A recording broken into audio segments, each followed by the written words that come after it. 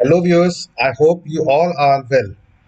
आज की जो मेरी वीडियो है ये एक क्वेरी बेस्ड वीडियो है जिसमें मुझे किसी व्यूअर ने कहा था कि सर आपने जो मुझे क्लास से समझाया है कि व्हाट इज पैराफ्रेजिंग, हम लोग किस तरह से ऐसे राइटिंग टास्क 2 को जो क्वेश्चन पूछा गया उसको पैराफ्रेज करेंगे।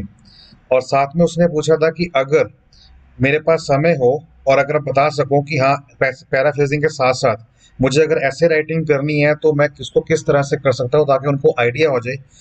मैं पहले थैंक यू करना चाहूँगा उस स्टूडेंट का जिसका नाम है रमन जोत, जो कि पंजाब रीजन से था।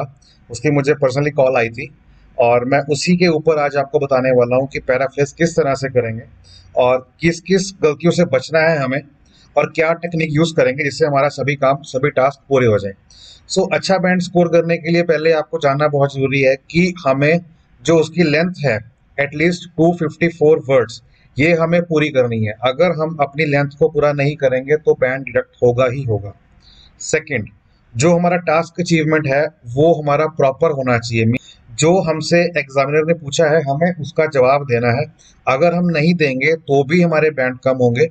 एंड मोर ओवर, उसके बाद अगर हम ऐड करते हैं कुछ एग्जाम्पल्स या कुछ अपना एक्सपीरियंस, वो बहुत अच्छी बात है। एंड साथ में आता है कंक्लूजन। अगर पैराफ्रेजिंग की बात करेंगे तो मैंने अपनी पिछली वीडियो के अंदर बताया था कि how to paraphrase and what are the ways to paraphrase in a good way. ऊपर टॉप राइट पे मैंने एक आई बटन दिया है जिसके ऊपर आप क्लिक करने पर मेरी पिछली वीडियो पर जा सकते हैं। चलिए स्टार्ट करते हैं। पैराग्राफ क्वेश्चन है, every country has poor people and every country has a different way of dealing with the poor. First of all we have to understand very clearly that कि question क्या पूछ रहा है। Question में है कि every country has poor people, कि हर कंट्री के अंदर गरीब लोग होते हैं। And every country has different ways of dealing with the poor, और हर एक कंट्री के पास अलग अलग तरीके होते हैं गरीबी को या गरीबों को डील करने के लिए। What are the some reasons of the world poverty, आपको क्या लगता है कि पॉवर्टी के रीजंस क्या हैं and how can the poor be help, और गरीब आदमी को किस तरह से हेल्प की जा सकती है। इसमें आपको बताना है कि हम किस तरह से इसको पैराफ्रेज करेंगे, क्या हमारा आइडिया जनरेशन होगा, एमबी पार्ट 1 में क्या लिखेंगे, एमबी पार्ट 2 में क्या लिखेंगे, एग्जांपल्स क्या हो सकते हैं, एंड लास्ट में कंक्लूजन हमारा क्या होगा। इन सभी को हमने ध्यान में देना है क्योंकि यही हमारा डिसाइड फैक्टर होगा कि नंबर कितने आएंगे, हमारे कितना बैंड स्कोर करेगा। राइट। फर्स्ट ऑफ ऑल पहला हमारा काम क्या है, हमें करना है पैराफ्रेज। जैसे मैंने बताया था, पैराफ्रेज क्या है कि आपको सिंपल वर्ड्स के अंदर यूजिंग सिनोनिम और might be change of order, change the structure of the sentence, in techniques को यूज करते हुए आपने पैराफ्रेज करना है। मींस क्वेश्चंस को ही, क्वेश्चन के पैटर्न को ही आपने चेंज करना है दूसरे पैटर्न के अंदर। क्वेश्चन क्या आता है, every country has poor people.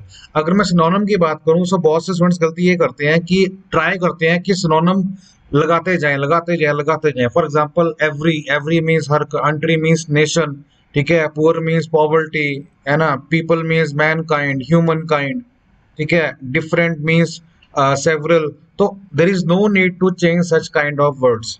इनमें से दो तीन वर्ड चेंज करने हैं जिसका एक हाई इम्पैक्ट, मीन्स होता है क्रीम, कि वो क्रीमी वर्ड कौन से, हमने उसको लेना है। सभी वर्ड टू वर्ड चेंज करने की जरूरत बिल्कुल भी नहीं है। मैंने जो राइटिंग की है इस पैसेज के ऊपर, मैं आपको बताना चाहूंगा कि मैंने कौन कौन सी टेक्निक्स लगाई हैं इसके ऊपर, ताकि आपको भी क्लियर हो कि हम किस तरह से ऐसे राइटिंग कर सकते हैं।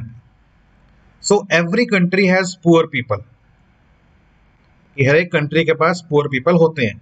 मैंने क्या लिखा है, many of the nation has population, बहुत सारे कंट्रीज में, नेशंस में पॉपुलेशन होती है, which falls under the category of poor people.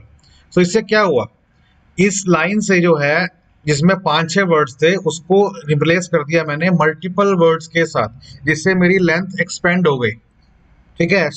जो मेरी लिमिट है, वर्ड लिमिट है, वो भी मेरी पूरी हो सकती है अगर मैं इस तरह के टेक्निक को अपनाऊंगा।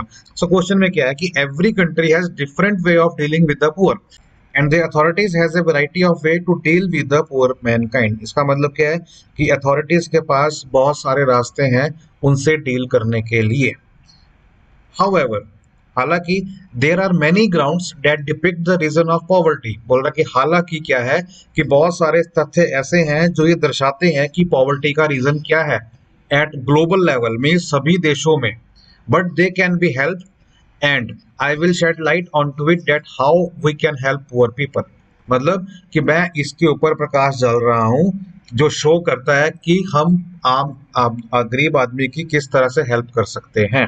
क्योंकि क्वेश्चन में क्या लिखा हुआ है, how can the poor be help. अब एक चीज समझने की है कि इस क्वेश्चन में क्या है कि पहला तो पैराफ्रेज हो गया कि हर एक कंट्री के पास पुअर पीपल है और हर एक कंट्री के पास अलग अलग तरीके होते हैं उनसे डील करने के लिए।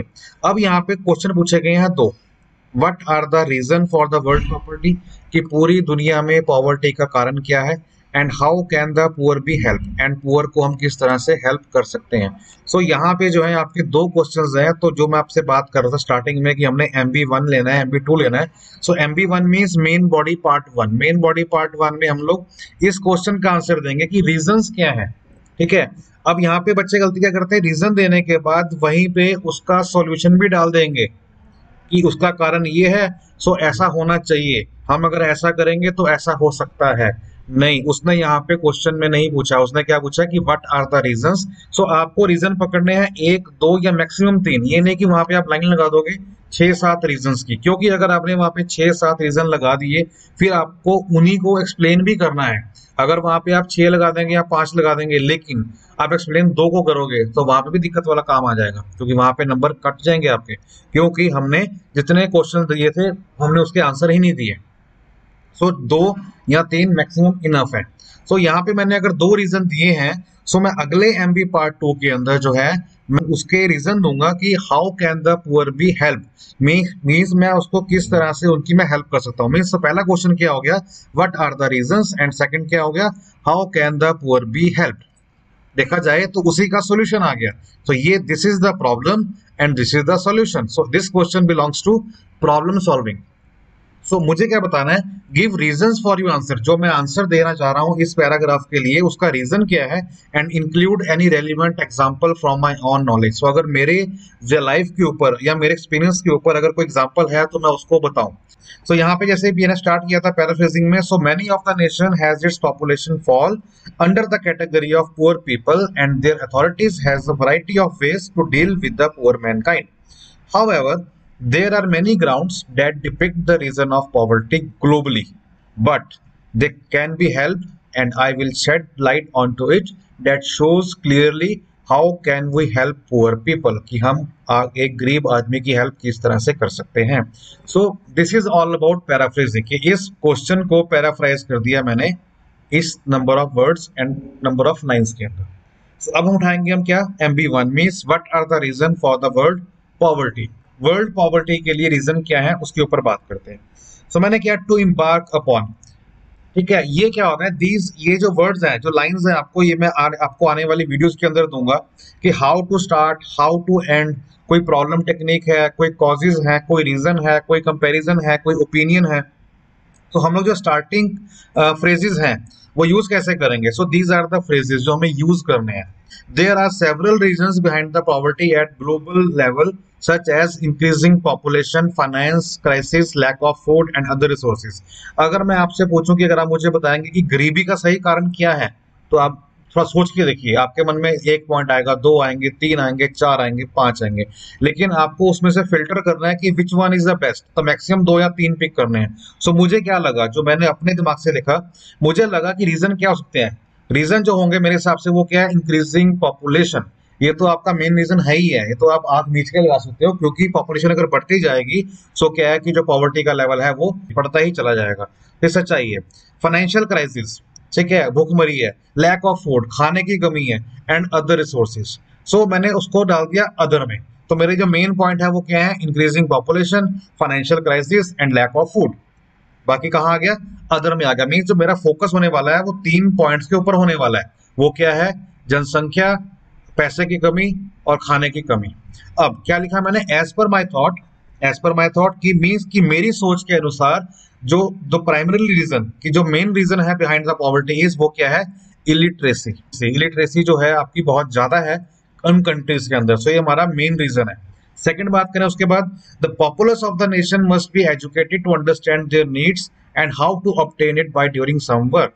जो वहां की जनसंख्या है, जो पॉपुलस है नेशंस की, उनको ये पता होना चाहिए, उनको समझ होनी चाहिए कि उनको किस चीज की जरूरत है और वो उनको किस तरह से हासिल कर सकते हैं। सो उनके बारे में अगर उनको पता है, वो एजुकेटेड हैं, सो उनको कभी कोई दिक्कत आएगी ही नहीं, वो बड़े इजीली उसको फैच कर लेंगे।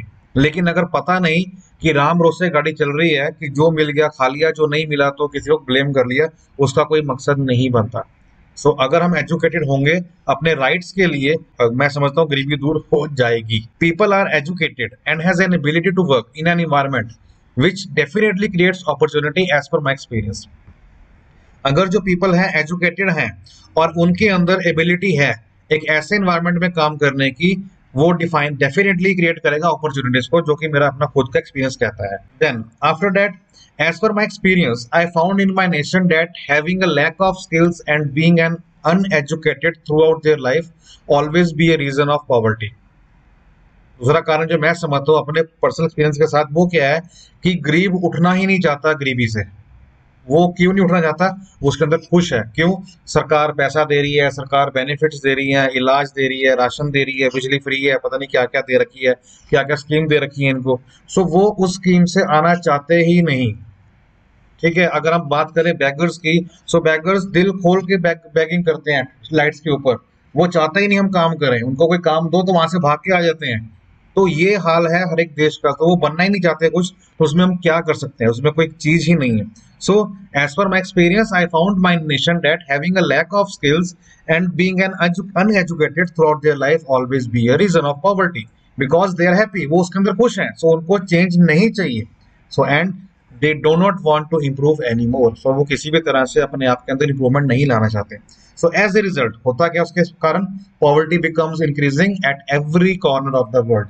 हर एक देश दुनिया के कोने में पॉवर्टी जो है वो चरम सीमा पर पहुंचती जा रही है। उसके पीछे कारण क्या है? वो कारण यही है कि वो अपनी बेटरमेंट नहीं चाहते, वो अपने लिए मेहनत करना नहीं चाहते।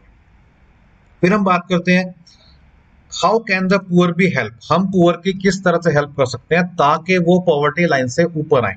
सो अगर हम सोचें अपने बारे में कि हम अगर हेल्प करें, अथॉरिटीज को छोड़ दें, तो हम क्या करेंगे?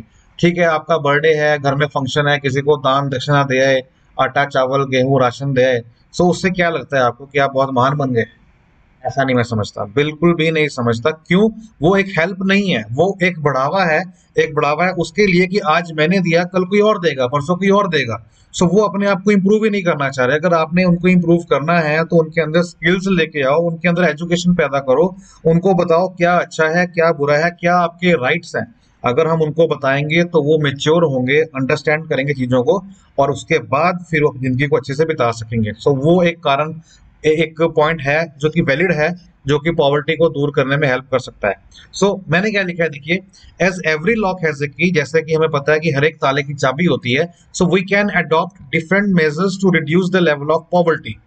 हम लोग जो है डिफरेंट मेजर्स को यूज कर सकते हैं, किस लिए? पॉवर्टी के लेवल को रिड्यूस करने के लिए। वो क्या है? To aware about their living standards, उनको अवेयर करना, ठीक है, उनके लिविंग स्टैंडर्ड्स के बारे में कि आपका रहन सहन कैसा है और बेहतर कैसे हो सकता है। स्किल्स के बारे में, उनकी फ्यूचर प्लानिंग के बारे में for their family members and there financial position. तो ये मुझे उनको बताना पड़ेगा, उनके फैमिली मेंबर्स को। ठीक है, अगर मैं बताऊंगा कि पैसे की वैल्यू क्या है, अगर मैं बताऊंगा कि इंश्योरेंस क्या है, अगर मैं बताऊंगा कि सेविंग्स क्या है, किस तरह से आप अपने बच्चों की पढ़ाई के लिए, शादी के लिए पैसा इकट्ठा कर सकते हैं। सो कौन नहीं चाहेगा कि वो एक वेल्दी पर्सन बने? हर कोई चाहता है, लेकिन अफसोस कि उनको बताने वाला कोई नहीं होता। शुरू से लेके एंड तक क्या होता है कि चाहे सरकारी एनजीओज हैं, चाहे गवर्नमेंट डिपार्टमेंट्स हैं, अथॉरिटीज हैं, वो क्या करते हैं? बस they are just trying to feed, है ना, कि राशन दे दिया, 10 किलो आटा दे दिया, गेहूं दे दिया, घी दे दिया, तेल दे दिया, डेट्स इट। लेकिन इससे वो चीज होने वाली नहीं है, क्योंकि वो आज मांगेंगे कल फिर मांगेंगे।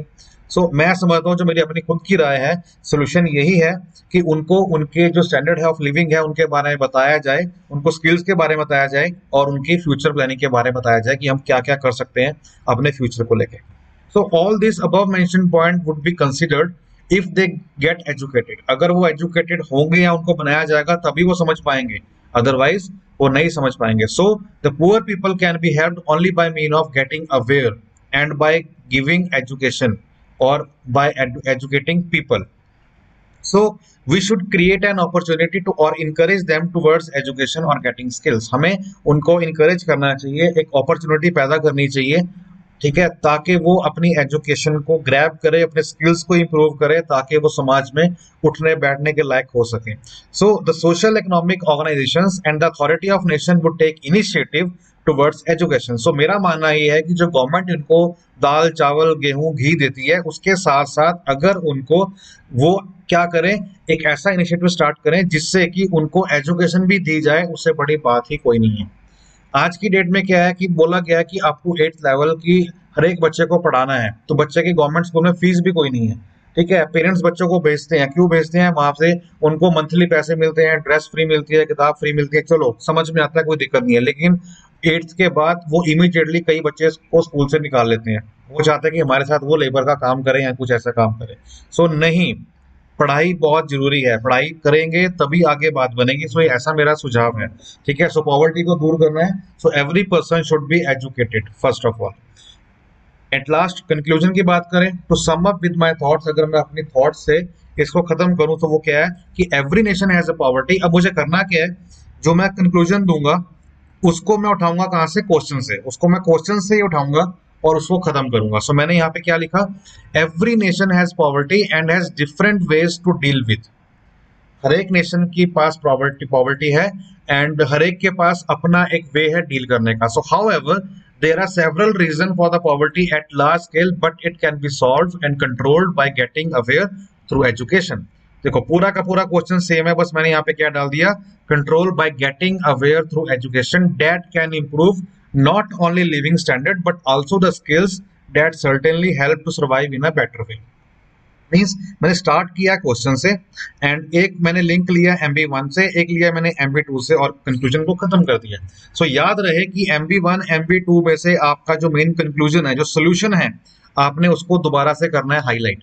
दोबारा से हाईलाइट करेंगे सो क्या होगा, एग्जामिनर आपको दोबारा वहीं पे ले आने में मजबूर हो जाएगा कि हाँ सॉरी, अगर आप ऐसा करेंगे तो आप एग्जामिनर को मजबूर कर देंगे दोबारा उसको स्टडी करने के लिए कि आपने वहां पे क्या पॉइंट मेंशन किया था। और आपने क्या मेंशन किया है, आपने यही कहा है कि जो मेन पॉइंट है वो क्या है, एजुकेशन। एजुकेशन होगी तो पॉवर्टी दूर होगी। तो यहाँ भी वही लिखा है, गेटिंग अवेयर थ्रू एजुकेशन, जो कि सिर्फ हेल्प नहीं करेगा कि उनका जो लिविंग स्टैंडर्ड है उसको इंप्रूव करने के लिए, but it also helps to survive in a better way, और अपनी जिंदगी को चलाने के लिए अच्छे से सर्वाइवल में हेल्प करेगा।